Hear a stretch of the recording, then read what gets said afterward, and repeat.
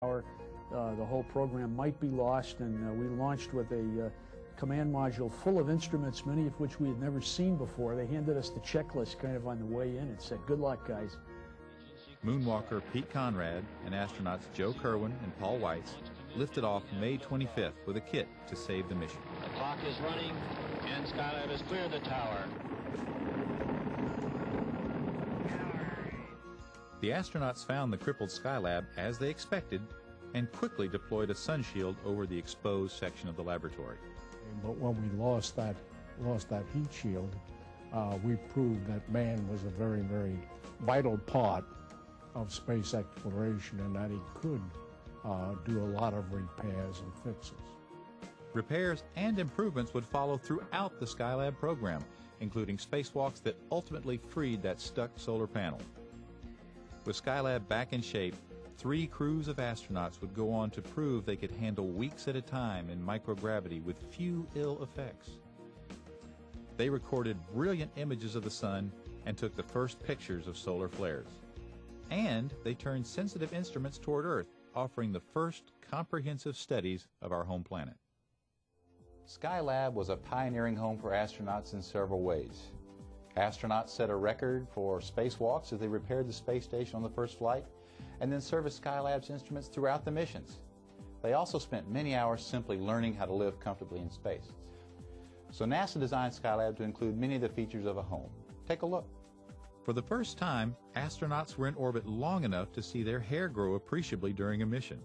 So they learned barber skills that worked in space, notably using a vacuum to get the loose hairs. A vacuum came in handy again as the crews used one to pull water away in the shower designed to work in weightlessness.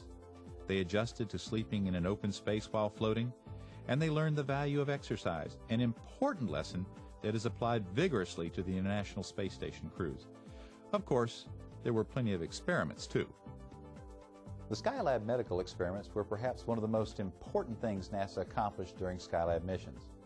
One of Kerwin's jobs was drawing blood from his Skylab 2 commander, Pete Conrad, and crewmate Paul Weitz. His one weakness that I ever detected on the ground was he does not like needles and has a tendency to pass out when you stick him with a needle. You can't pass out in 0G. You just can't. The blood does not rush to your feet, you know. The crews learned it took the body about 16 days to completely adapt to weightlessness. It was a beautiful machine. It was clean, it was quiet, we had plenty of volume to do our thing. We'd go off after breakfast in the morning. Somebody would go to do Earth resources, somebody would go to do solar physics, somebody would be downstairs doing housekeeping, and you couldn't even hear or see each other. You'd have to talk on the intercom. Okay, Skylab, later on in the mission, although I love the mission, a lot of the days were repetitive, and you had to have good self-discipline to really do well.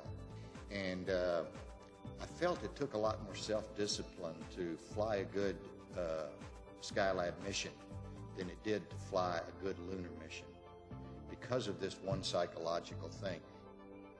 The work on Skylab gave NASA fundamental information that would later be used to design and build the International Space Station. Living and working in space brought about completely unexpected challenges and solutions.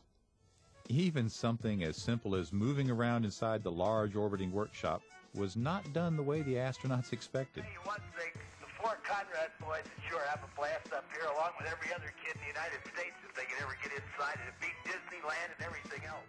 But mostly we said, no, you'll probably just crawl along or move along. And after the very first day of watching you, nobody crawled anywhere. Everybody flew everywhere. There were other, more complex problems to solve too, and the solutions would become an encyclopedia for the International Space Station. But so many things were learned on Skylab that are going to be needed in Space Station. There's no way to figure them out on the ground. Before the astronauts learned how to live and work inside the International Space Station, designers pored over the lessons of Skylab. They considered the kind of accommodations astronauts would want, judging them against what worked 35 years earlier. Skylab also contributed to parts of the space shuttle program, notably the jetpack called the Manned Maneuvering Unit used by spacewalkers to float free of the shuttle to retrieve satellites. Skylab astronauts flew the prototype jetpack in the expansive workshop area. They proved they could keep control in weightlessness and refine what kind of control system would be used. About 10 years after the last Skylab crew left space, Bruce McCandless used the Manned Maneuvering Unit to fly far from the Space Shuttle Challenger and back safely. The jetpacks would be used again on later flights to catch satellites and bring them back to the shuttle so they could be repaired and returned to service. From what it set out to do to what it ultimately accomplished, Skylab has remained a fascinating element of NASA's history and an important map for its future. One day, astronauts may fly inside vehicles inspired by Skylab and its crews for months on end as they traverse the millions of miles on the way to Mars. For future missions, astronauts will likely be called on to improvise repairs and make other changes to their spacecraft by conducting unplanned spacewalks, just as Skylab's crews proved could be done. For NASA, I'm John Cowart. Thank you for joining us.